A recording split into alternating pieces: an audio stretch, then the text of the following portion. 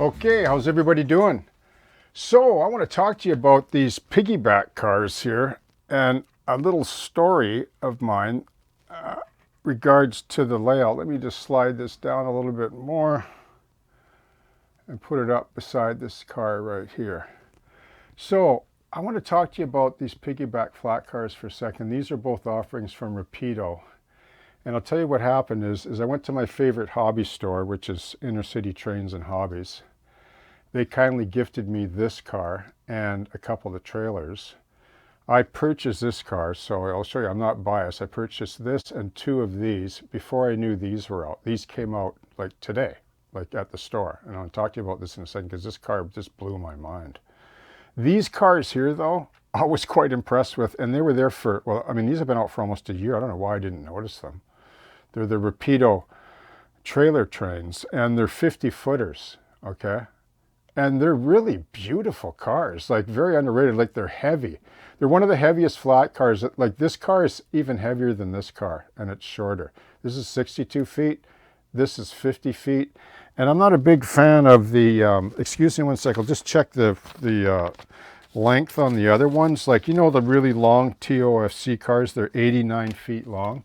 I'm not into those long cars. They're just too long for my liking. They don't negotiate well around tight curves, etc. And they just, I don't know, they take up so much space. But these two here are much more appealing.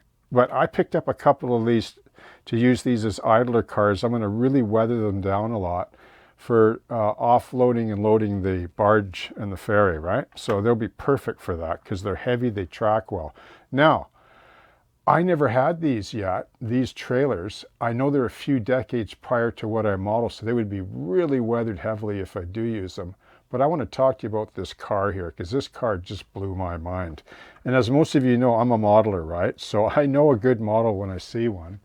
And I know there's scale trains and Moloko and Tangent and so on, and Exact Rail. Like, we're in a beautiful time for the hobby. I know that the models aren't the cheapest, but they're worth it though, because they're things of beauty and you don't need that many, right?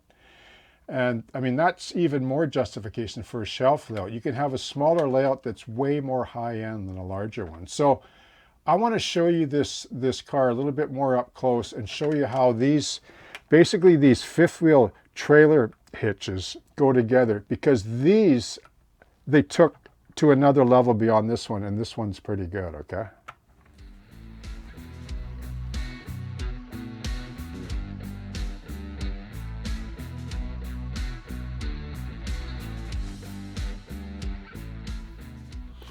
Okay, so let's just have a quick look at the assembly.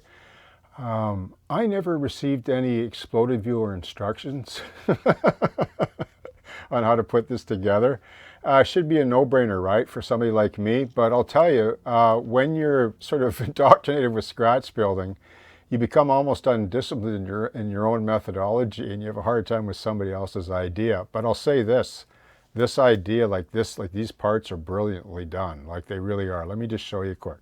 So this is the car, and you can see there's 4 holes on the decks, right? So the tires sit here, tires here.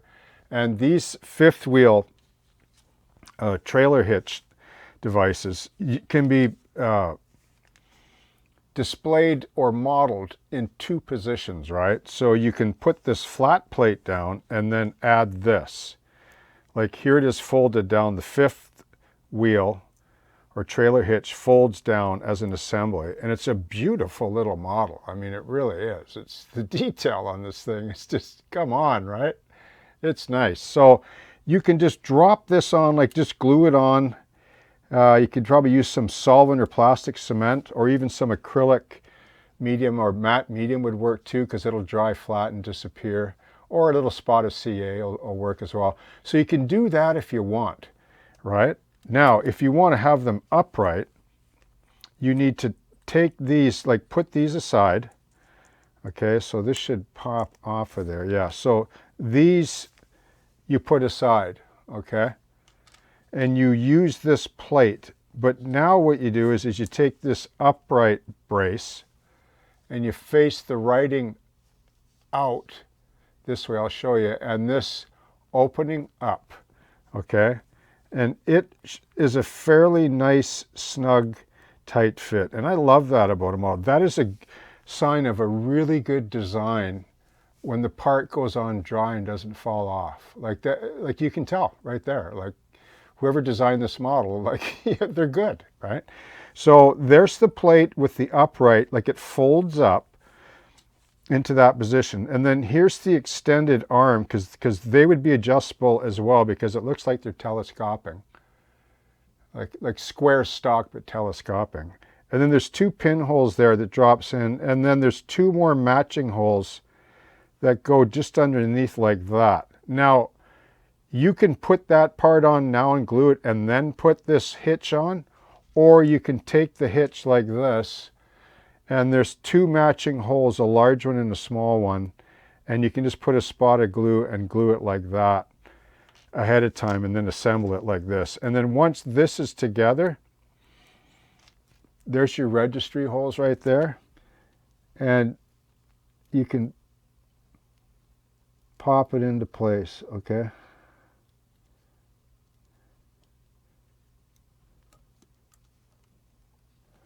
And there you go. So you can do two like that for the short piggies.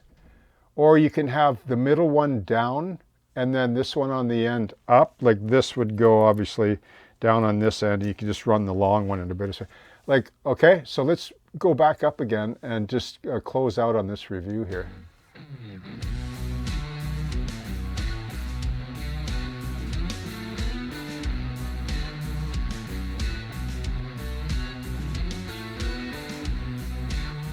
Okay, so there you have it, right? It's a drop-dead, gorgeous, beautiful car. And these piggyback trailers, I mean, they're a thing of beauty too. I hope these little, like these, this siding doesn't act funny on video. Sometimes there's an anomaly with tessellation, but this is a beautiful car. Like I had to have one of these. And then once again, Inner City Trains and Hobbies donated me this short van, this 26-foot trailer, and the CP one, and I love them. They're beautiful. Like even the CP Express Transport placards, like they're actually separate panels like that have been added on.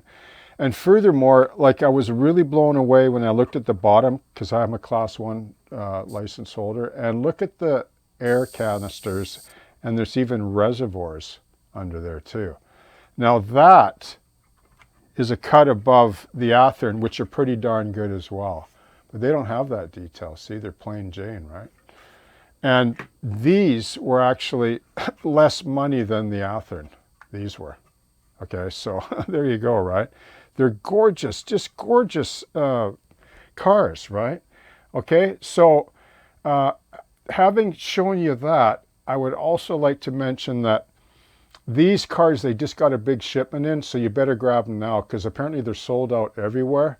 And I think that they have some of these trailer train ones left as well, and these are beautiful cars. Like these I bought myself. Those were a gift. Thank you once again to Intercity Trains and Hobbies.